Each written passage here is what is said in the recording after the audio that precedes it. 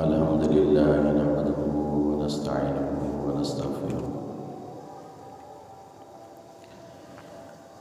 ونؤمن به ونتوكل عليه ونعوذ بالله من شرور أنفسنا ومن سيئات أعمالنا من يهده الله فلا مضل له ومن يضلله فلا هادي له ونشهد أن لا إله إلا الله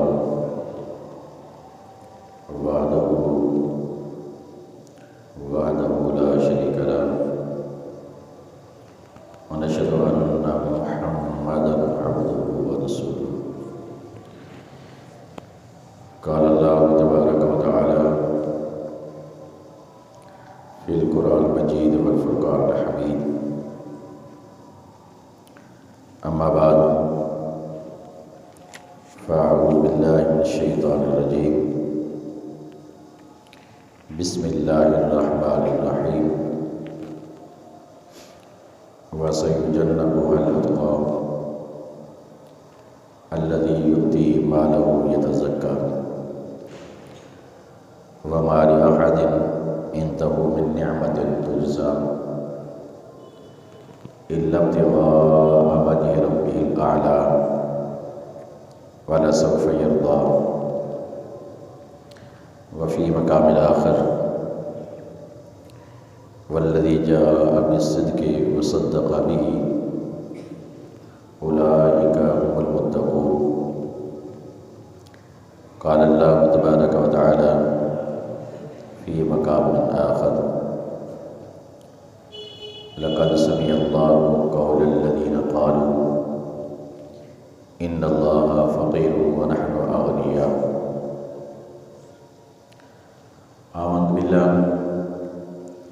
آمنت بالله صدق الله العظيم وصدق رسول النبي الكريم الأمين ونحن على ذلك لمن الشاهدين والشاكرين والحمد لله رب العالمين بلغ العلا بکمالہ کشف الدجی بجمالہ حسنت جمیع خصالہ صلوا علیہ وآلہ واصحابہ اجمعین مولا صلی وسلم دائما ابدا علی حبیبک خیر الخلق کلہم هو الحبیب الذی ترجى شفاعته لكل حول من الأحوال مقتحم یا رب بالمصطفى بلغ مقاصدنا واغفر لنا ما مضى واسع الكرم مولا صلی وسلم دائما ابدا علی حبیبک خیر الخلق کلہم انتہائی مختصر حمد و صلات کے بعد میرے انتہائی واجب اکرام لائق صد احترام سامعین کرام قدر، آج کے خطبہ جمعۃ المبارک میں قرآن مجید فرقان حمید میں سے مختلف مقامات سے چند آیات ربانیہ تلاوت کرنے کا شرف حاصل کیا۔ آپ بھائیوں نے، بزرگوں، دوستوں، نوجوانوں نے سماعت کی سعادت حاصل کی۔ دعا ہے اللہ رب العزت مختصر وقت میں حق گوئی کی توفیق رفیق عطا فرمائے۔ اللہ جل مجدہ الکریم سننے سنانے کے بعد ہم سب کو اس پر عمل کرنے کی توفیق رفیق عطا فرمائے۔ سامعین گرامی قدر، پچھلے جمعۃ المبارک کو خلیفۃ المسلمین، خلیفہ بلا فصل، یار غار و یار مزار، سیدنا حضرت ابو بکر صدیق رضی اللہ تعالی عنہ کا ذکر خیر کیا، اور آج بھی جن آیات مبارکہ کو ہم نے تلاوت کیا ہے، اس میں اللہ جل مجد الکریم نے سیدنا حضرت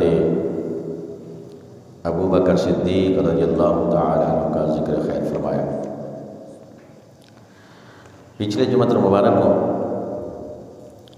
وقت کی نزاکت کی وجہ سے ہم نے بات کو اس مقام پر ختم کیا کہ جب سیدنا حضرت ابو بکر صدیق رضی اللہ تعالی عنہ نے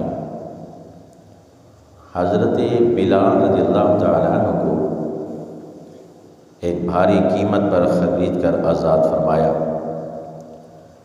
تو بہت سارے لوگوں نے اس وقت یہ الزام لگانا شروع کر دیا، طعن و تشنیع کرنا شروع کر دیا، شاید کہ حضرت بلال رضی اللہ تعالی عنہ کا ان پر کوئی احسان ہوگا، اس احسان کے بدلے کے اندر حل جزاء الاحسان الا الاحسان، نیکی کا بدلہ نیکی ہے، لہذا کوئی ایسی نیکی ہوگی جس نیکی کی بنیاد پر آج حضرت ابو بکر صدیق رضی اللہ تعالی عنہ نے ان کو آزاد کرایا۔ یہ بعض لوگوں کا وہم تھا، یہ ان کا اپنا ظلم فاسد، ان کا اپنا خیال تھا، لیکن اللہ جل مجد الکریم نے حضرت ابو بکر صدیق کے اندر ان آیات ربانیہ کو نازل فرمایا۔ سب سے پہلے فرمایا وَسَيُجَنَّبُهَا الْأَتْقَى، ان قریب دور رکھا جائے گا جہنم کی آگ سے الاتقا، جو سب سے زیادہ متقی پرہیزگار ہے، الذی یؤتی مالہ یتزکا، جو اللہ کی راہ کے اندر مال دیتا ہے، صاف ستھرا مال دیتا ہے۔ تو اللہ رب العزت نے ان کے ان ظلم فاسد کی تردید کرتے ہوئے ارشاد فرمایا وَمَا لِأَحَدٍ عِندَهُ مِن نِعْمَةٍ تُجْزَى، حضرت ابو بکر صدیق پر ان کا کوئی احسان نہیں تھا، یہ کسی کے احسان کے بدلے کے لیے اللہ کی راہ میں مال خرچ نہیں کرتے، بلکہ کس کام کے لیے؟ إِلَّا ابْتِغَاءَ وَجْهِ رَبِّهِ الْأَعْلَى، یہ تو محض اور محض اللہ جل مجد الکریم کی رضا کے متلاشی ہے۔ وَلَسَوْفَ يَرْضَى، ان قریب اللہ رب العزت ان کو راضی فرمائے گا۔ تو یہاں دو باتیں ہیں، ایک بات تو یہ ہے اللہ رب العزت نے الاتقا فرمایا، اتقا اس میں تفضیل کا صیغہ ہے، ایک ہوتا ہے متقی، جسے قرآن پاک میں آتا ہے ہدی للمتقین، قرآن پاک ہدایت ہے واسطے متقین کے، متقین جمع ہے متقی کی، متقی کہتے ہیں تقوی اختیار کرنے والا، پرہیزگار۔ اور تقوی اختیار کرنے والا کیا ہے؟ تقوی کس کو کہتے ہیں؟ فعل الحسنات ترک السیئات، تقوی کا معنی یہ ہے نیکیوں کو اپنانا، ترک السیئات برائیوں کو ترک کرنا، اس کا نام تقوی ہوتا ہے۔ دنیا کے اندر کوئی بھی انسان فعل الحسنات نیکیوں کو اپنا لے، برائیوں کو چھوڑ دے، ہر وہ انسان متقی ہے۔ اب رہتی دنیا تک نبوت کا دروازہ ہمیشہ کے لیے بند ہے، نبی آخر زمان خاتم النبیین، ان کے بعد اب کوئی نبی نہیں آئے گا، لیکن ولی آ سکتا ہے، متقین ہیں، پرہیزگار ہیں، قیامت تک کے لیے دنیا رہے گی، اس کے اندر گناہ گار بھی ہوں گے، سیاہکار بھی ہوں گے، بدکار بھی ہوں گے، متقی بھی ہوں گے، پرہیزگار بھی ہوں گے، نیکوکار بھی ہوں گے، اللہ کے ولی بھی ہوں گے۔ تو فرمایا تقویٰ کا معنی یہ ہے فعل الحسنات ترک السیئات، نیکی کو اپنانا، برائی کو ترک کر دینا، اس کا نام تقویٰ ہے۔ مأمورات پر اللہ رب العزت کے جتنے بھی اوامر ہیں ان پر عمل کریں۔ امر اقیم الصلاۃ وآتوا الزکاۃ کتب علیکم الصیام، یہ اوامر ہیں۔ ان تمام مأمورات پر جو انسان عمل کرتا ہے اور جن جن چیزوں سے اللہ رب العزت نے روکا ہے اس سے رک جاتا ہے، منہیات سے رک جاتا ہے، مأمورات کو اپنانے والا اور منہیات سے رکنے والا، اس کو متقی کہتے ہیں، تقویٰ اختیار کرنے والا ہے، وہ پرہیزگار ہے۔ لیکن ایک ہوتا ہے اتقا، یہ اس میں تفضیل ہے، یعنی جس کے اندر مصدری معنی کی زیادتی پائی جاتی ہے۔ اس کا معنی یہ جس کا ایک تو متقی ہے اور ایک وہ متقی ہے کہ جہاں عام متقین کا تقویٰ ختم ہوتا ہے، اتقا کے تقوی کی وہاں سے ابتدا ہوتی ہے۔ اور یہاں الاتقا کون ہے؟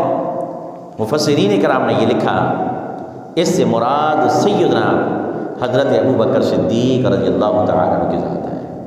یعنی بقیہ سارے متقین ہیں، پرہیزگار ہیں، نیک وکار ہیں، بہت ساری دنیا میں بہت سارے لوگ متقی پرہیزگار ہیں، لیکن حضرت ابو بکر صدیق صرف متقی نہیں ہیں بلکہ الاتقا، بہت زیادہ متقی ہیں، عام متقیوں کی بنسبت بہت زیادہ تقویٰ رکھنے والے ہیں۔ اور سب سے بڑی بات یہ ہے، ہر انسان اپنے بارے میں خود کہتا ہے کہ میں متقی ہوں۔ میں کسی کے بارے میں کہہ دوں گا آپ نے اچھا گمان کرتے ہوئے میرے بارے میں یہ کہہ دیا، ہمارے کہنے سے کچھ نہیں ہوتا، میرے کہنے سے کوئی فرق نہیں پڑے گا، آپ کے کہنے سے کوئی فرق نہیں پڑے گا، وہ تو اللہ تعالیٰ جانتا ہے کون متقی ہے کون پرہیزگار ہے۔ لیکن یہاں تو معاملہ کچھ اور ہے، یہاں حضرت ابو بکر صدیق نہیں فرما رہے کہ میں الاتقا ہوں، حضرت عمر فاروق نہیں فرما رہے، صحابہ کرام علیہ رضوان نہیں فرما رہے کہ حضرت ابو بکر صدیق الاتقا ہیں، بہت زیادہ تقویٰ اختیار کرنے والے ہیں۔ یہ خود رب ذوالجلال ارشاد فرما رہا ہے، جو جانتا بھی ہے پہچانتا بھی ہے، وہ علیم بذات الصدور ہے، وہ خبیر بما تعملون ہے، وہ دلوں کے بھیدوں سے بھی واقف ہے، ہماری نیت سے بھی واقف ہے، ہمارا ظاہر کچھ اور ہو، باطن کچھ اور ہو، نیت کچھ اور ہو، یہ تو رب جانتا ہے۔ میرے دل کی نیت کیا ہے آپ میں سے کوئی بھی نہیں جانتا، آپ کے دل کی نیت کیا ہے ہم میں سے بھی کوئی نہیں جانتا، تو پھر کیسے پتہ چلے گا؟ فرمایا یہ معاملہ تو بندے اور رب کے درمیان ہے، رب ہی جانتا ہے، ظاہر کچھ اور ہے باطن کچھ اور ہے۔ لباس خضر میں ہزاروں رہزن بھی ملتے ہیں، لباس خضر ہے، وضع قطع شکل مشابہت بالکل اللہ کے مقبول بندوں جیسی ہے، لیکن ان کے اندر کفر ہوتا ہے، بغض ہوتا ہے، نفاق ہوتا ہے، کون جائے سے جانے اندر کیسا ہے۔ تو یہاں تو رب ذوالجلال نے خود یہ ارشاد فرمایا ہے کہ اس بندے کو جہنم سے دور رکھا جائے گا، اور یہ ہے کون؟ یہ متقی نہیں، متقین کا سردار ہے، اتقا ہے، بہت زیادہ تقوی والا ہے۔ یہ رب ذوالجلال نے خود ارشاد فرمایا۔ اسی پر علامہ اقبال نے فرمایا خود ہی کو کر بلند اتنا کہ ہر تقدیر سے پہلے خدا بندے سے خود پوچھے بتا تیری رضا کیا ہے۔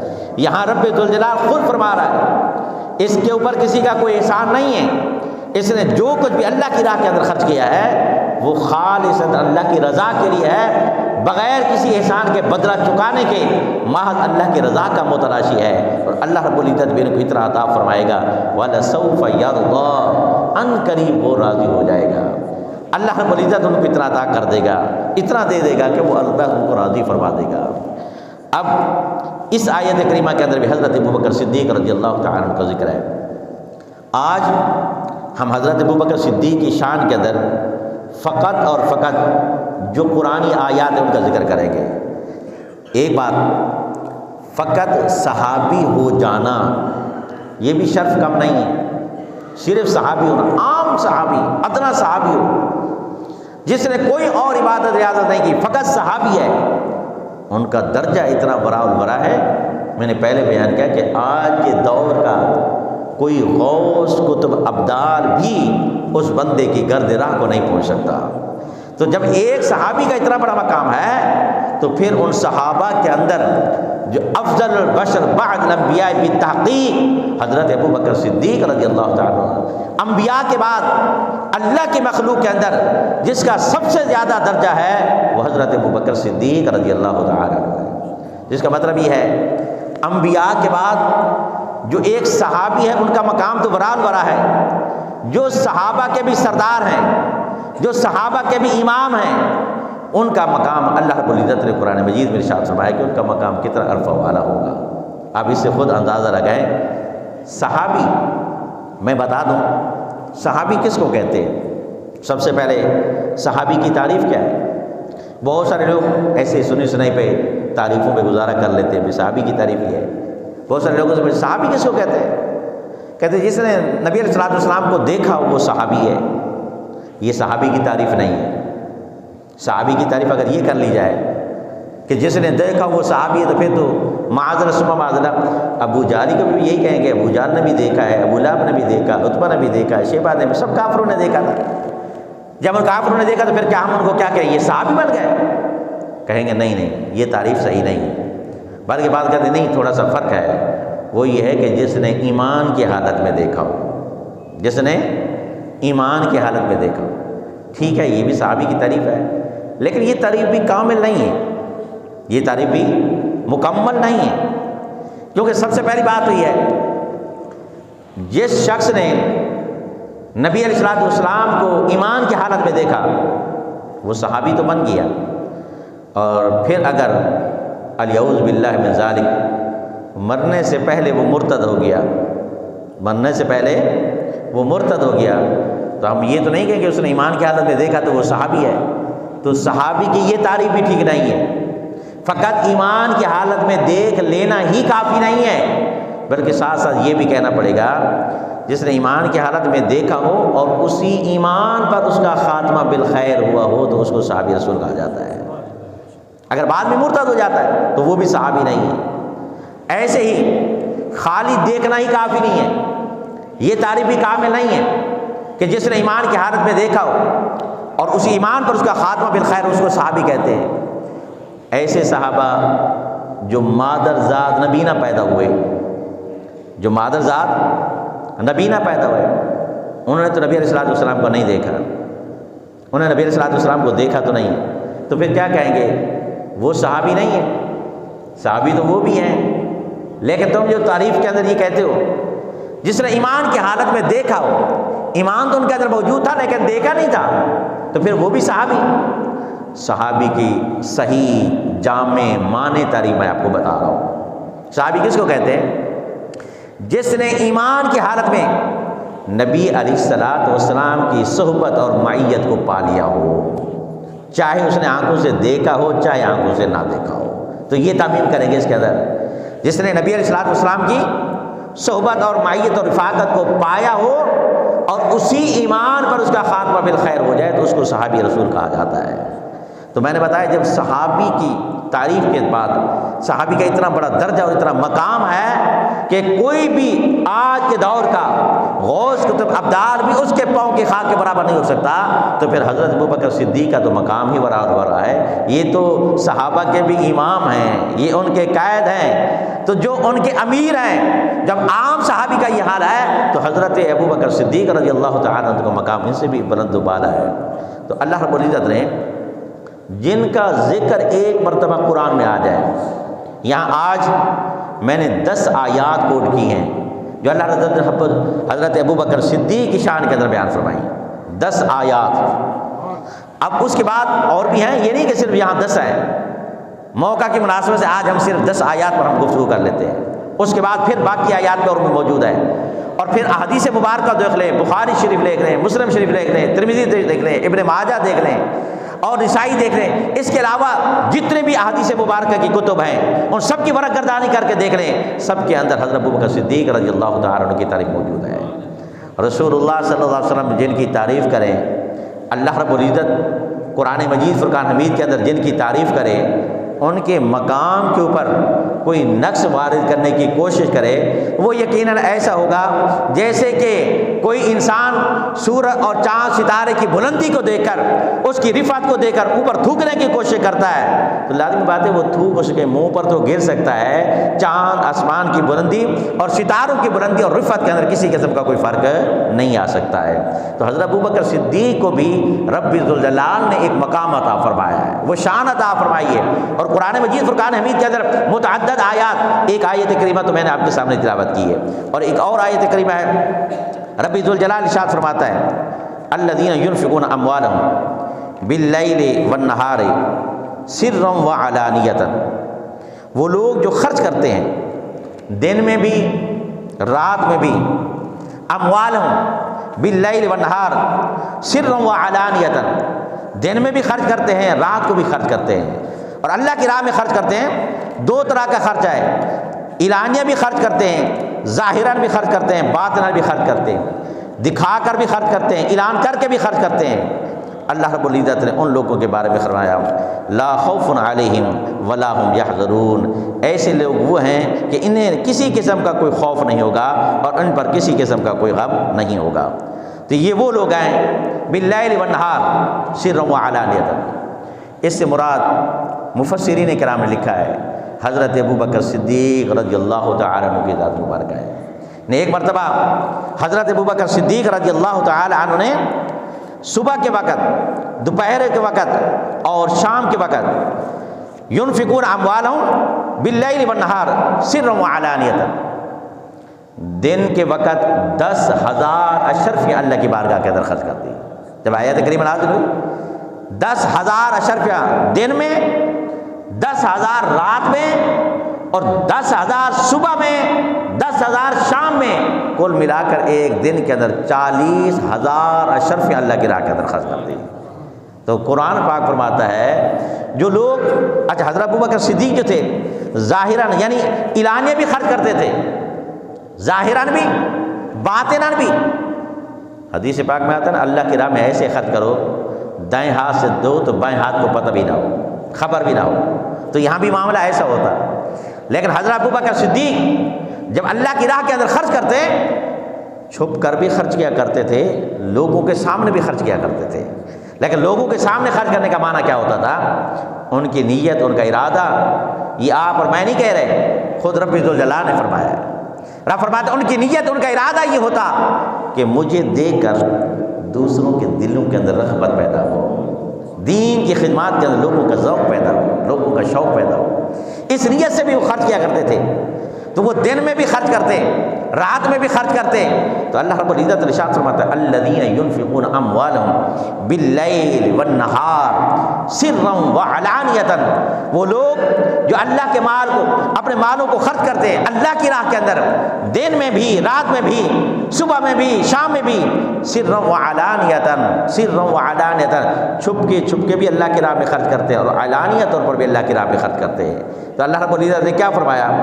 فَلَهُمْ أَجْرُهُمْ عِنْدَ رَبِّهِمْ، ان کے لیے اجر ہے عند رب، اپنے رب کے پاس، لا خوف علیہم ولا هم يحزنون، اس سے مراد بھی حضرت ابوبکر صدیق رضی اللہ تعالی عنہ ہے۔ تو آپ اندازہ لگائیں جو ایک دن کے اندر 40 ہزار اللہ کی راہ کے اندر خرچ کر دے، وہ کتنا صدقات و خیرات کرنے والا، کتنا خرچ کرنے والا ہے۔ تو اللہ رب العزت ان کی عظمت و شان کو قرآن مجید فرقان حمید میں ارشاد فرمایا ہے۔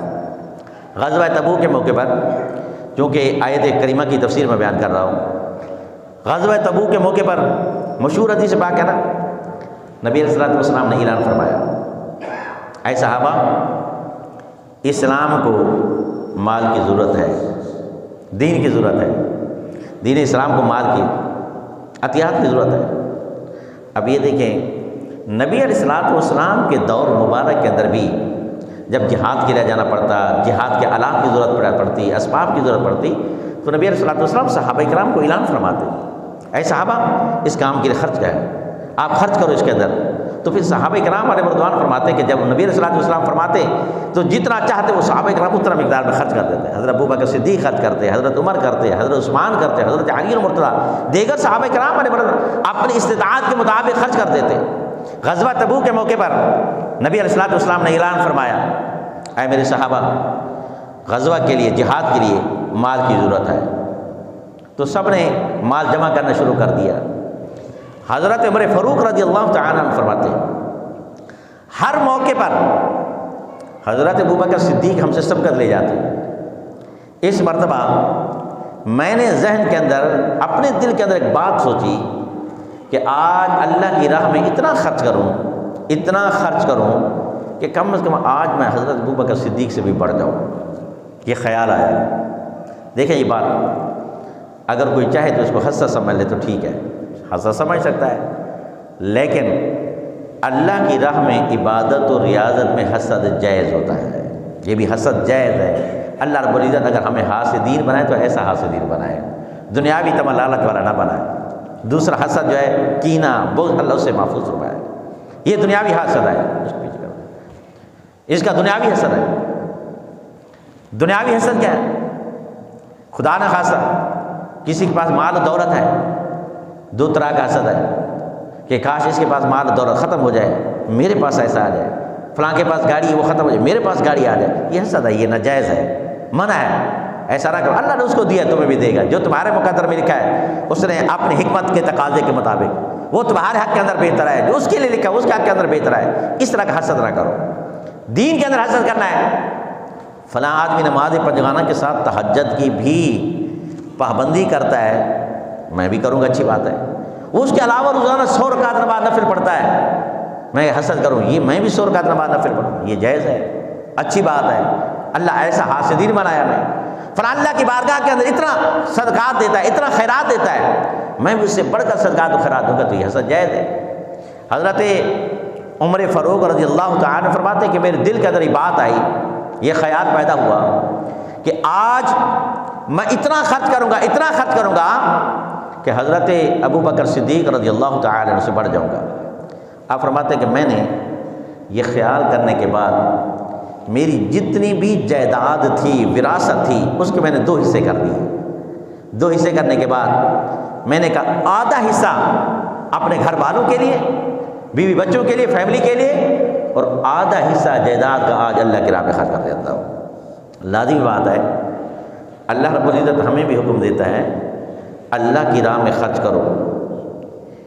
انفاق فی سبیل اللہ کی بڑی فضیلت ہے، لیکن فرمایا کیا؟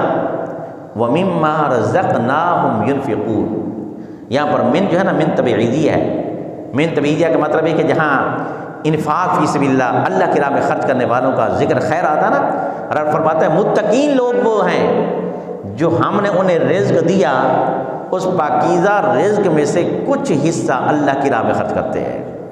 وَمِمَّا رَزَقْنَاهُمْ، تھوڑا بہت، زیادہ نہیں، تھوڑا بہت۔ اب دیکھیں نا زکوٰۃ کے معاملات کے اندر شریعت مطہرہ نے کتنا حکم دیا ہے، وہ حضرت موسیٰ علیہ السلام کے دور کی طرح چوتھا حصہ نہیں ہے، 2.5% ہے، یعنی 1,00,000 روپے پر 2,500 روپے ہے، 25 روپے زکوٰۃ ہے۔ یہ نہیں ہے کہ ساری کے ساری زکوٰۃ میں دے دو۔ یہاں شریعت مطہرہ میں کیا فرمایا؟ نیک لوگ وہ ہیں، پرہیزگار وہ ہیں جو اللہ کی راہ میں کچھ نہ کچھ خرچ کرتے ہیں۔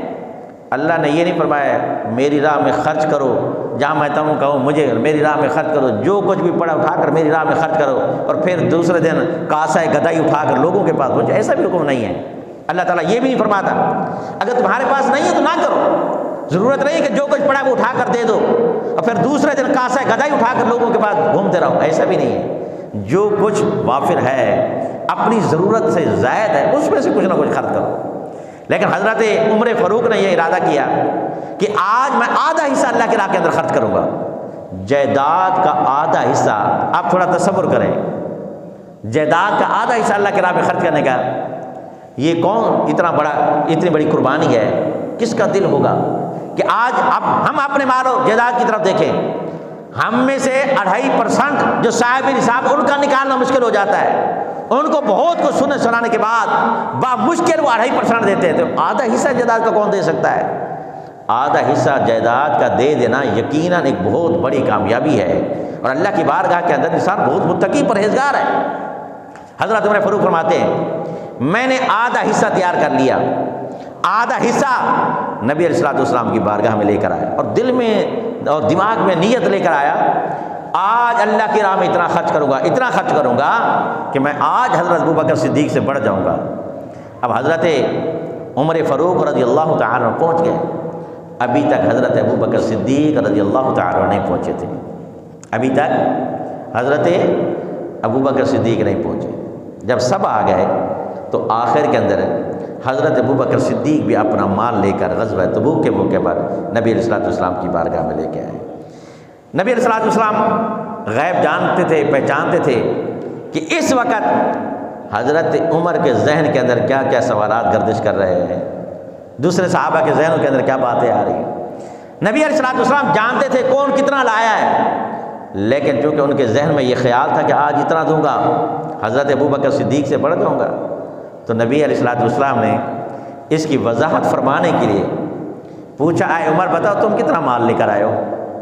جانتے بھی تھے، پہچانتے بھی تھے، پھر بھی پوچھا کتنا مال لے کر آئے ہو؟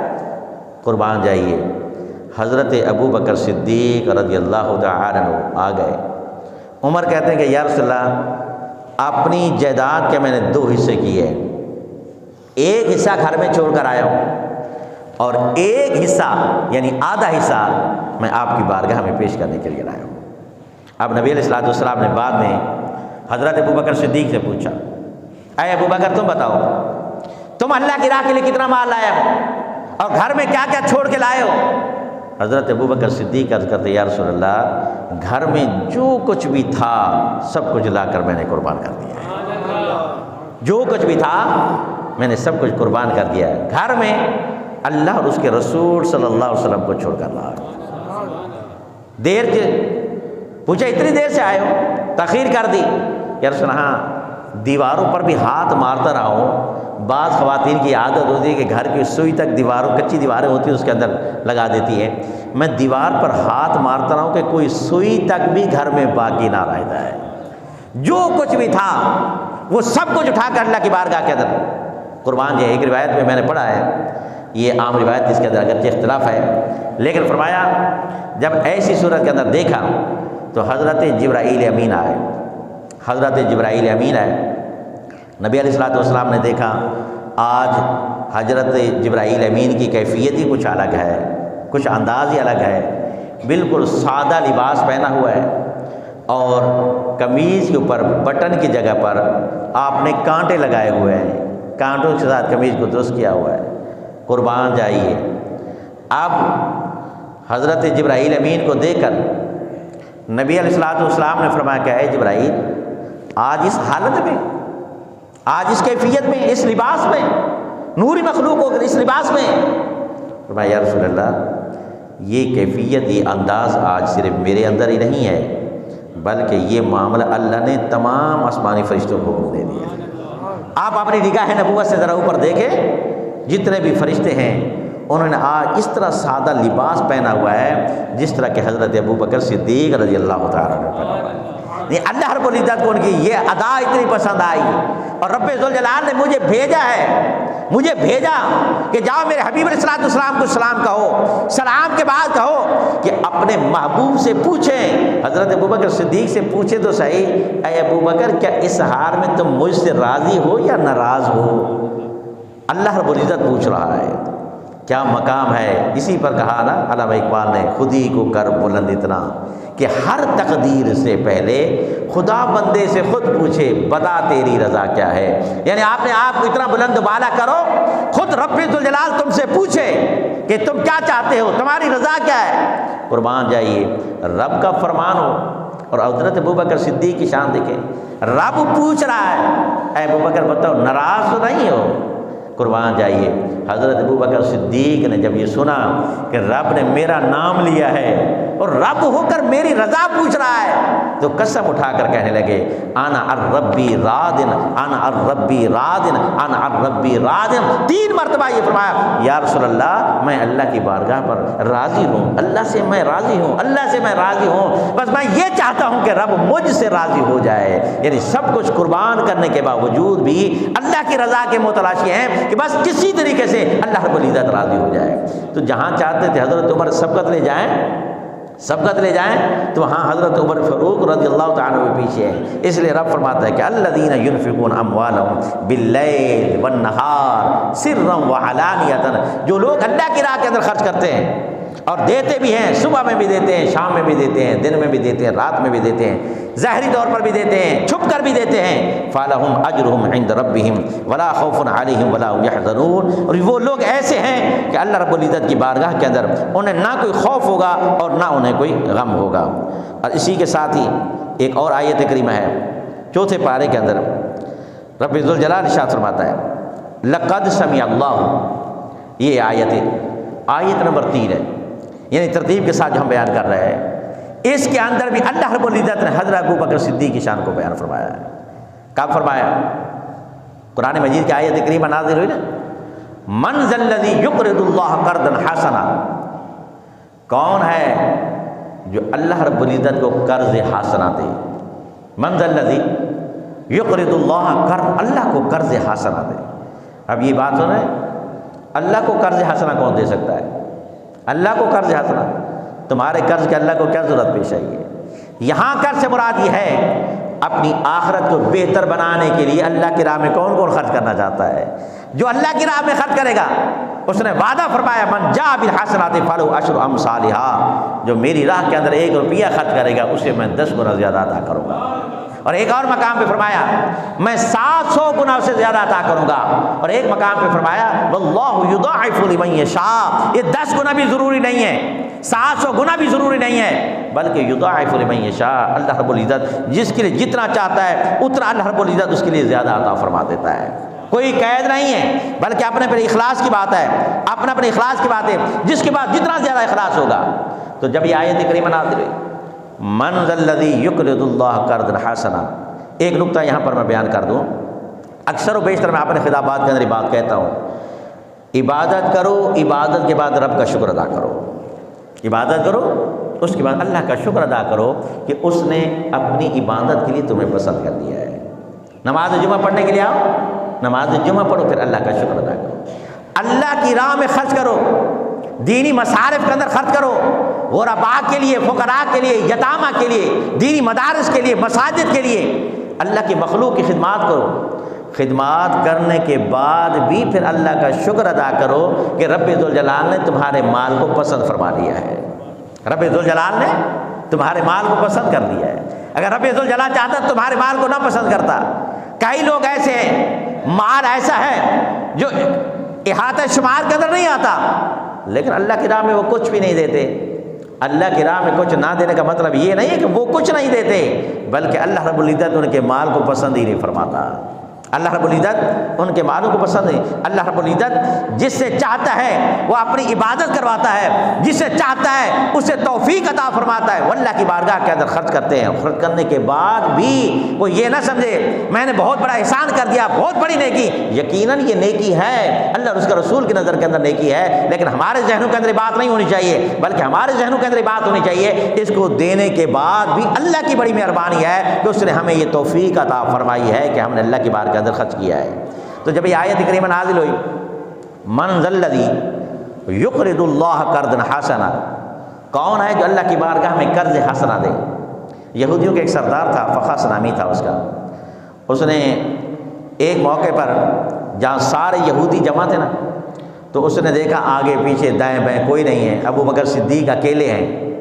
اب چونکہ وہ اللہ رب العزت کی ذات کے اوپر طعن و تشریح کرنے لگ گیا، اللہ کی ذات پر طعن و تشریح اور اپنے مال کے اوپر فخر کرنے لگ گیا، کہنا اچھا اس کا مطلب یہ ہے اب اللہ کو ہمارے قرض کی ضرورت پڑ گئی ہے، اب اللہ تعالیٰ بھی ہمارا مقروض ہو گیا ہے، یعنی ہمارے پاس اتنا مال و دولت ہے اب ہم اللہ کو قرض دیں گے۔ جب یہ بات، یہ گستاخانہ جملہ سنا، حضرت ابوبکر صدیق اکیلے تھے، کوئی اور نہیں تھا، آپ نے دیکھا دائیں بائیں اور کوئی بھی نہیں، آپ سے ایک ایمانی غیرت کا تقاضا تھا، رہا نہ گیا، برداشت نہ ہوا، آپ نے جا کر زوردار اس کے منہ پر، بدبخت کے منہ پر ایسے زوردار جلالی تھپڑ مارا کہ اس کے پورے چہرے پر انگلیوں کے نشانات پورے نظر آنے لگ گئے۔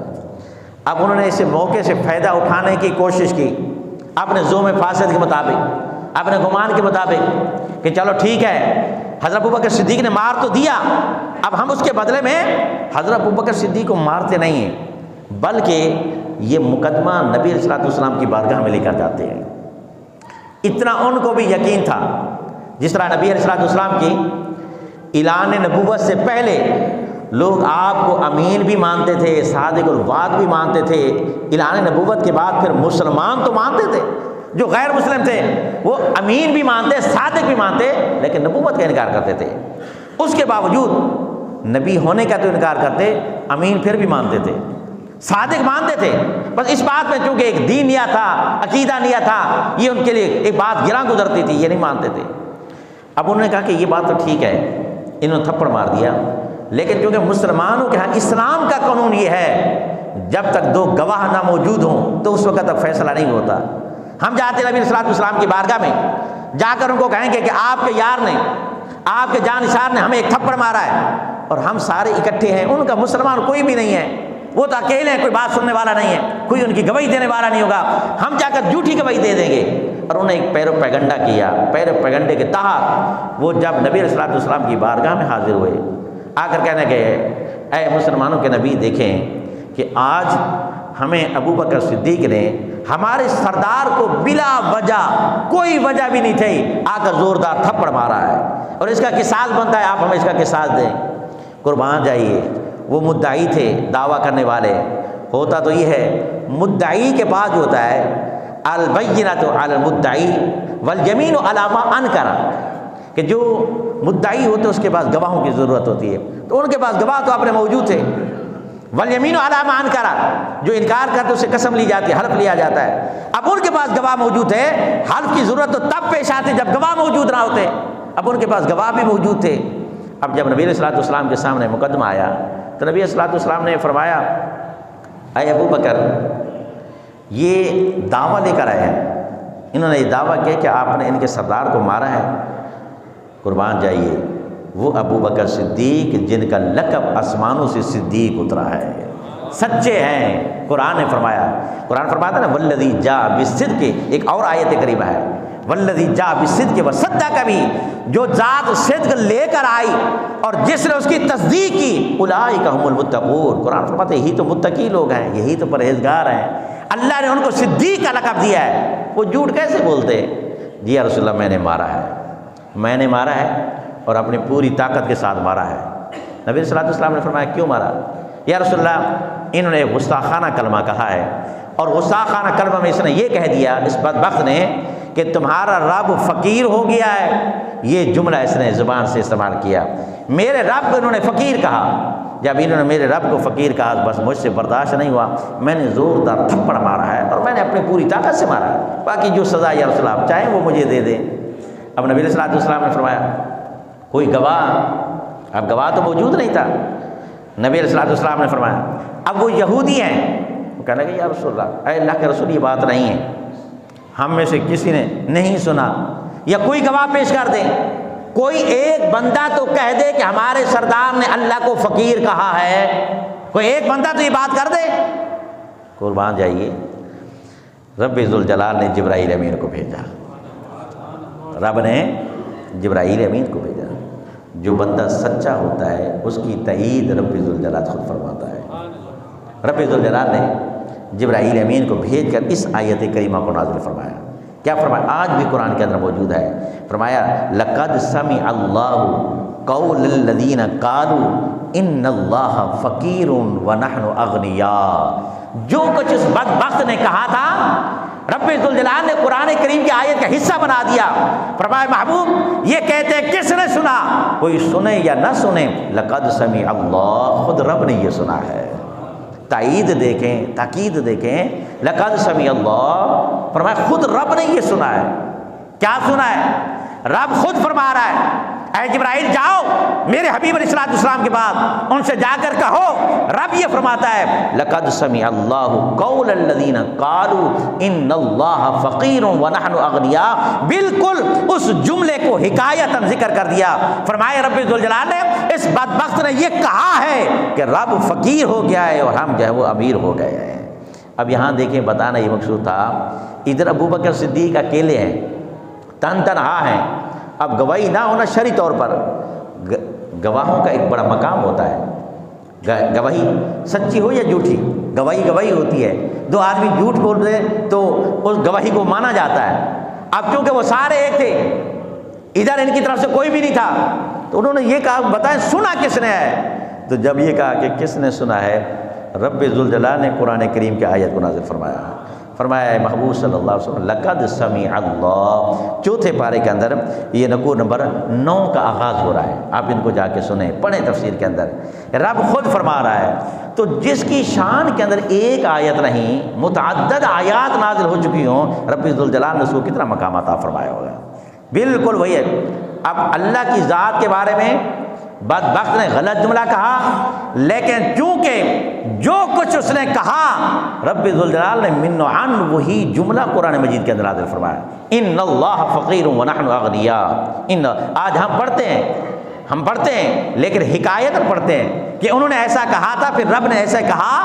ہمارا یہ عقیدہ نہیں ہے معاذ رسول معاذ اللہ، لیکن حکایت قرآن کا حصہ ہے. ہم پڑھتے ہیں سناتے ہیں اس بدبخت نے یہ کہا تھا، پھر رب نے ان کے بارے میں فرمایا کہ رب نے خود یہ سنا ہے لقد سمع اللہ قول الذین قالوا ان اللہ فقیر ونحن اغنیاء. اب یہ دیکھیں قرآن پاک کی ایک اور آیت مبارکہ کے اندر ہے والذی جاء بالصدق وصدق بأولئک هم المتقون، جو ابھی میں آپ کے سامنے پڑھ رہا تھا. اس آیت کریمہ کے اندر بھی رب ذوالجلال نے ارشاد فرمایا وہ ذات جو صدق لے کر آئی اور جس نے اس کی تصدیق کی. اس سے مراد مفسرین کرام نے لکھا ہے وہ حضرت ابو بکر صدیق رضی اللہ تعالیٰ عنہ. اور یہ کب جب نبی علیہ السلام معراج کی رات واپس ہے نا، نبی علیہ السلام نے معراج کا واقعہ سنایا اور ابو جہل نے بھی سنا کہ نبی علیہ السلام نے آج یہ دعویٰ کر دیا ہے کہ آج کی رات ایسی رات تھی. اللہ رب العزت نے مجھے مسجد حرام سے مسجد اقصیٰ تک، مسجد اقصیٰ سے مجھے سدرۃ المنتہا تک، سدرۃ المنتہا سے مجھے لامکان تک آج اپنی سیر بھی کرائی ہے، اپنا دیدار بھی کرایا ہے. رات ہی رات کے حصے کے اندر مجھے واپس بھی بھیج دیا ہے. آج اللہ رب العزت نے تھوڑے سے وقت کے اندر سبحان الذی اسریٰ بعبدہ لیلا من المسجد الحرام الی المسجد الاقصیٰ، اس کے اندر پورا ذکر آتا ہے. اب ابو جہل نے سنا تو بڑا خوش ہو گیا. ابو جہل نے سنا بڑا خوش ہوا. خوش کس بات پہ ہوا؟ خوش اس بات پہ ہوا کہ آج مسلمانوں کے نبی نے ایک ایسا دعویٰ کر دیا ہے بہت سارے لوگ آج چھوڑ جائیں گے، وہ کہیں گے یہ بات تو ہم ماننے والے نہیں ہیں. اور یہ سننے کے بعد کتب کے اندر آتا ہے ابو جہل سیدھا حضرت ابو بکر صدیق رضی اللہ تعالیٰ عنہ کے دروازے پر گیا. دروازے پر جا کر دستک دی. ابو بکر صدیق دیتے کہ ابو جہل میرے دروازے پر آیا ہے، ابو جہل میرے دروازے پر آیا. دروازہ کھولا. ابو جہل نے کہا آپ سے ایک بات پوچھنے کے لیے آیا ہوں، مجھے یہ بتاؤ اگر کوئی بندہ آج یہ دعویٰ کر دے مسجد حرام سے مسجد اقصیٰ تک میں راتوں رات واپس گیا ہوں، آگے کی بات نہیں کی، میں راتوں رات واپس آ گیا، کوئی مانے گا؟ اس وقت آپ جانتے ہیں اس دور کے اندر سواریوں کا یہ معاملہ نہیں ہوتا تھا جو آج دور کے اندر ہے نا، اس دور میں یہ نہیں ہوتی تھی. آج اگر کوئی کہے کہ میں عشاء کے بعد تو یہاں تھا، عشاء کے بعد میں اسلام آباد سے ہو کر واپس بھی آیا، صبح کی نماز میں نے یہاں پڑھ لی، تو ہم مان جائیں گے. اب اتنا بڑا معاملہ نہیں ہے، لوگ جہازوں پہ جاتے واپس آ جائے تو اتنی مشکل بات نہیں ہے. اس دور میں یہ سواریوں کا معاملہ بھی نہیں تھا. چلو یہ سواریوں کا معاملہ ہوتا تو پھر بھی انسان کہتا بھی ہو سکتا ہے چلے گئے ہوں. حضرت ابوبکر صدیق نے کہا کہ یہ تو نہیں ہو سکتا. اب یوں سمجھے آج کے دور کے اندر ایک بات چھوٹی سی سمجھانے کے لیے بات ہو، جہاز بھی نہیں ہے، گاڑی بھی نہیں ہے، کوئی آدمی آج کے دور کے اندر یہ کہہ دے میں راتوں رات بھی ایک عام سواری پر گیا ہوں جو جانور ہے، گھوڑا ہے، گدا ہے، اس پر گیا ہوں، میں اسلام آباد سے ہو کر واپس آ گیا، تو کوئی مانے گا یہ بات؟ یہ کم کہ حیدرآباد سے ہو کر تو واپس نہیں آ سکتا تو اسلام آباد کی بات کرتا ہے، یہ بات عقل میں نہیں آتی. حضرت ابوبکر صدیق نے کہا نہیں یہ نہیں ہو سکتا، یہ نہیں ہو سکتا. یہ کس نے کہا یہ نہیں ہو سکتا؟ ابو جہل دل ہی دل کے اندر بڑا خوش ہو گیا، بس بات بننے لگ گئی ہے، میں یہی تو چاہ رہا تھا کہ یہی تو ہے کہ نہ مانے. انہوں نے کہا دیکھا ابوبکر صدیق پھر بھی آپ اس بات پہ توجہ کرو کہ کوئی بندہ انسان دعویٰ کر لیتا ہے میں مسجد حرام سے مسجد اقصیٰ تک ہو کر پھر واپس بھی آ گیا ہوں. ابوبکر صدیق نے کہا میں نے کہا ہے میں نہیں مانتا، یہ ہو ہی نہیں سکتا. ابو جہل جب خوش ہو گیا اس نے حضرت ابوبکر صدیق اور پکا کر لیا، دیکھ لے بات اتنی ہے. آخرکار ابو جہل نے جب دیکھا کہ بات بن گئی ہے میرے مطلب کی بات آ گئی ہے۔ اس نے کہا ابو بکر یہی تو میں آپ سے کہتا ہوں کہ تم لوگ بات کو مانتے نہیں ہو۔ دیکھو آج تمہارے نبی نے اتنی بڑی بات کر دی ہے، وہ یہ کہتے ہیں کہ میں مسجد حرام سے مسجد اقصیٰ تک اور پھر میں سدرۃ المنتہا تک، پھر میں لامکانہ تک ہو کر راتوں رات میں واپس بھی آ گیا ہوں۔ حضرت ابو بکر صدیق نے کہا اے بدبخت، ابھی تک تو کچھ اور کہہ رہا تھا، ابھی کچھ اور کہہ رہا ہے۔ پہلے تو یہ کہہ رہا تھا کوئی کہے میں بھی اس بات کا دعوے دار ہوں، کوئی کہے گا تو نہیں مانوں گا، اگر مصطفیٰ کریم مانیں گے تو میں مان جاؤں گا۔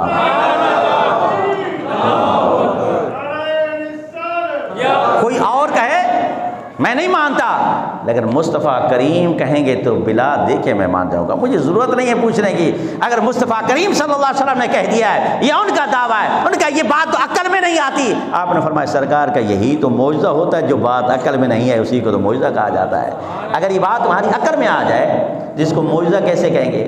اس وجہ سے حضرت ابو بکر صدیق کی شان کے اندر رب نے قرآن کی آیت کو نازل فرمایا۔ میں نے 10 آیات کو آج انتخاب کیا تھا، لیکن وقت کے نزاکت کا لحاظ کرتے ہوئے میں نے آج کچھ آیات کریمہ ایسی پڑھی ہیں جس کے اندر اللہ رب العزت نے حضرت ابو بکر صدیق کی شان کو بیان کیا ہے۔ تو یہاں بھی فرمایا والذی جاء بالصدق وصدق بہ، وہ ذات جو صدق لے کر آئی۔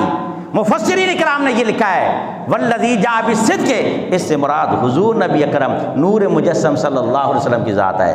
وصدق بہ، جس نے اس کی تصدیق کی، گھر میں بیٹھے ہیں، پوچھا بھی نہیں ہے مصطفیٰ کریم صلی اللہ علیہ وسلم سے، نبی علیہ السلام سے پوچھا بھی نہیں ہے، بلکہ کہتے ہیں اگر میرے نبی علیہ السلام نے کہہ دیا ہے میں یہاں بیٹھے بیٹھے اس بات کی تصدیق کرتا ہوں، یہ برحق ہے، میں کسی کی بات کو نہیں مانتا، یہ ساری باتیں خلاف عقل ہیں۔ اگر نبی علیہ السلام آپ کے جتنے بھی معجزات ہیں وہ سارے ہی تو خلاف عقل ہیں، یہ کون سا پہلا کام ہے؟ یہ سارے کام خلاف عقل، اگر نبی سے صادر ہوتا ہے یہی تو معجزہ بنتا ہے۔ یہ تو میرے نبی علیہ السلام کا معجزہ ہے، جب انہوں نے بیٹھ کے وہاں سے تصدیق کر دی، بیٹھے بیٹھے تصدیق کر دی، رب نے بھی آپ کو صدیق اکبر کا لقب عطا فرما دیا۔